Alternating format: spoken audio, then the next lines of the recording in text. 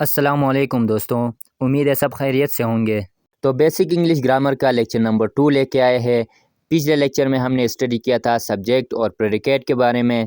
ज़्यादा फोकस हमने किया था सब्जेक्ट पे और सब्जेक्ट के मुतालिक हमने पढ़ा था कि जब किस सेंटेंस में सब्जेक्ट मौजूद है तो वो नाउन के फॉर्म में हो सकता है, नाउन फ्रेज के फॉर्म में हो सकता है, प्रोनाउन के फॉर्म में हो सकता है, जेरेंड और इन्फिनिटिव के फॉर्म में भी मौजूद होता है। और अगर आपको याद हो तो मैंने एक बात भी आपको बताया था कि ये जो आपके पास सब्जेक्ट है वो या तो सिंगल वर्ड सब्जेक्ट हो सकता है या मल्टी वर्ड और सेवरल वर्ड कंटेनिंग सब्जेक्ट किसी सेंटेंस में हो सकता है। सिंगल वर्ड कंटेनिंग सब्जेक्ट जो है वो आइडेंटिफाई करने के लिए भी आसान है, जैसे कि he, she, it, they, them, Ali, Ahmed वगैरह, यह सिंगल वर्ड कंटेनिंग सब्जेक्ट है। लेकिन सेवरल वर्ड कंटेनिंग सब्जेक्ट जो आपके पास है, जैसे कि सिंगिंग इन द शावर हो गया, द ब्यूटीफुल रेनबो वगैरह, ये मल्टी वर्ड और सेवरल वर्ड्स कंटेनिंग सब्जेक्ट है। और जब इस तरह का सब्जेक्ट इस्तेमाल होता है किसी सेंटेंस में तो वहाँ पर हमने बताया था कि कुछ ग्रामेटिकल टर्म्स इस्तेमाल होंगे। तो आज इन ग्रामेटिकल टर्म को एक्सप्लेन करने की कोशिश करते हैं।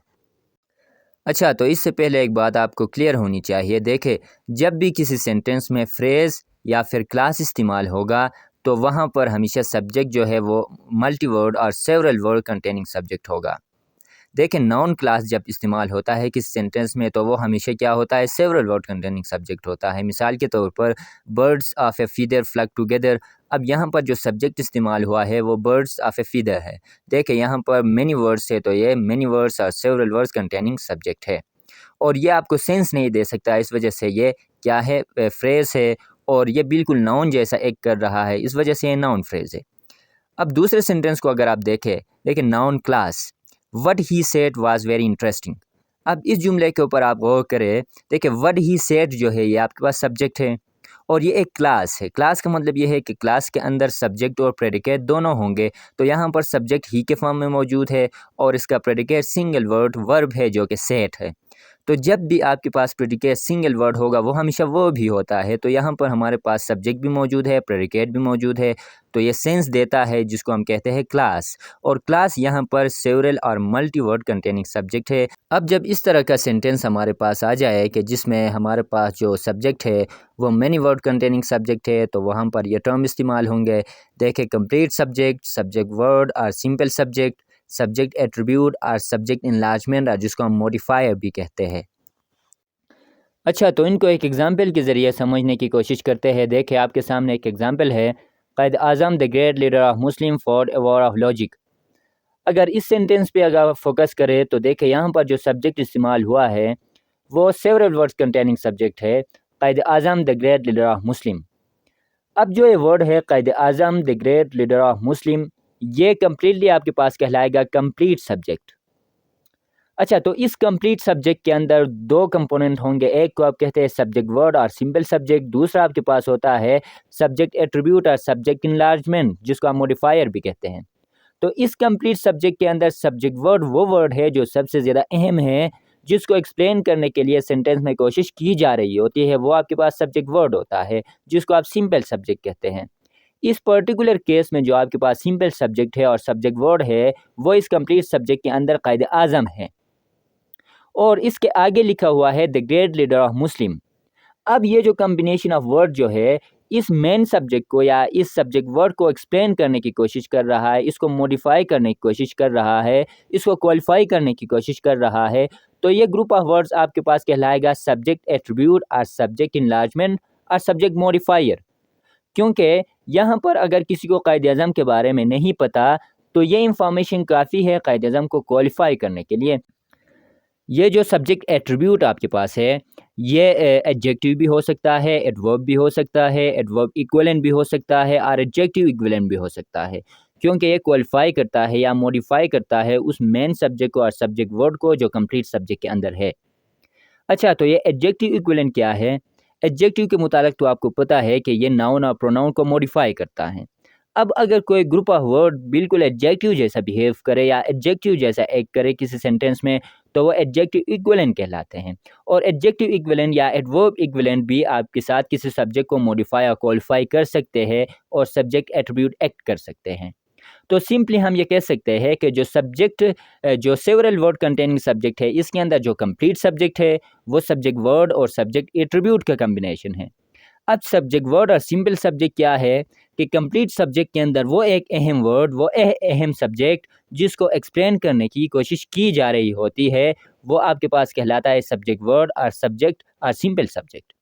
सब्जेक्ट एट्रीब्यूट आपके पास क्या है, वो ग्रुप ऑफ वर्ड जो इस सब्जेक्ट वर्ड को और सिंपल सब्जेक्ट को मॉडिफाई और क्वालिफाई करने के लिए इसके साथ अटैच होते हैं, इनको हम सब्जेक्ट एट्रीब्यूट कहते हैं। अच्छा, तो एक छोटा सा कॉन्सेप्ट भी समझ ले सब्जेक्ट एट्रीब्यूट के बारे में। देखिए, ये जो सब्जेक्ट एट्रीब्यूट हमारे पास है ना, ये प्री मॉडिफायर भी हो सकता है और पोस्ट मॉडिफायर भी हो सकता है। हमें तो ये बात पता है कि एट्रीब्यूट जो है वो सब्जेक्ट को क्वालिफाई करता है, सब्जेक्ट को मॉडिफाई करता है, इसके बारे में इंफॉर्मेशन देता है। तो ये प्री मॉडिफायर भी हो सकता है और पोस्ट मॉडिफायर भी हो सकता है। एग्ज़ाम्पल के तौर पर हम वही एग्ज़ाम्पल जो है उसको रिपीट करेंगे, समझने के लिए आसानी होगी।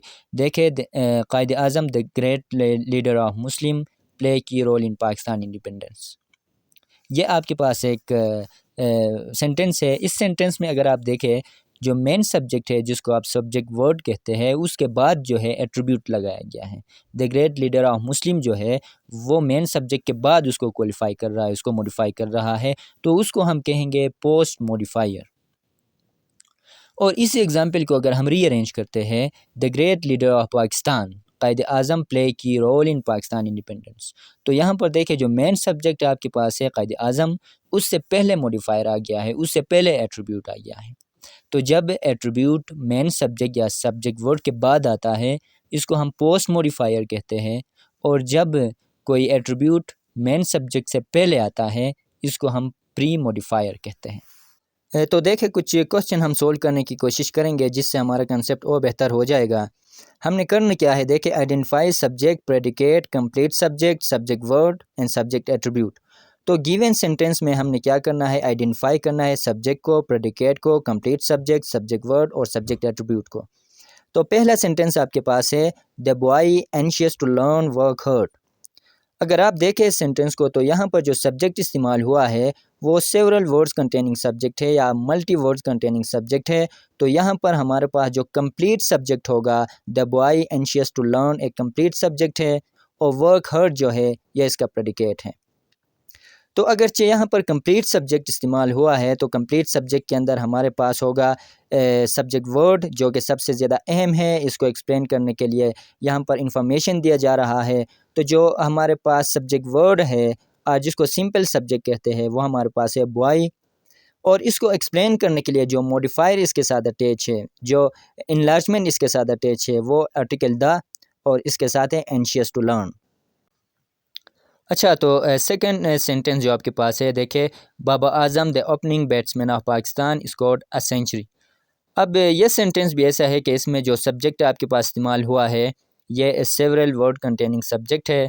तो इसका जो कंप्लीट सब्जेक्ट हमारे पास होगा, Babar Azam the opening batsman of Pakistan, और इसका प्रेडिकेट हमारे पास आएगा स्कोर्ड अ सेंचुरी। अब जो कि ये कंप्लीट सब्जेक्ट है, इसके अंदर भी हमारे पास सब्जेक्ट वर्ड और सब्जेक्ट एट्रीब्यूट होंगे। तो सब्जेक्ट वर्ड वो अहम वर्ड होता है जिसको एक्सप्लेन करने के लिए सारे वर्ड्स जो है वो लगे हुए होते हैं। तो यहाँ पर हमारे पास जो सिंपल सब्जेक्ट और सब्जेक्ट वर्ड है वो है बाबर आजम, और ग्रुप ऑफ वर्ड इसको मॉडिफाई करने के लिए जो यहाँ पर है the opening batsman of Pakistan, ये इसका मॉडिफायर है जिसको हम सब्जेक्ट एट्रीब्यूट कहते हैं या सब्जेक्ट इनलार्जमेंट कहते हैं। अब अगर आपको याद हो तो मैंने आपको बताया कि ये जो हमारे पास सब्जेक्ट मॉडिफायर होता है या जो सब्जेक्ट एट्रीब्यूट होता है, ये पोस्ट और प्री मॉडिफायर के फॉर्म में सेंटेंस में मौजूद होता है। अब देखें, सब्जेक्ट वर्ड के बाद जो है the opening batsman of Pakistan इसको मॉडिफाई कर रहा है, तो यहाँ पर ये पोस्ट मॉडिफायर है। उम्मीद है वीडियो आपको पसंद आया होगा। तो नेक्स्ट लेक्चर में हम फिर प्रेडिकेट के बारे में मज़ीद पढ़ेंगे और फिर इन कंसेप्ट को इस्तेमाल करते हुए हम सेंटेंस को उनके कंपोनेंट में तोड़ने की कोशिश करेंगे।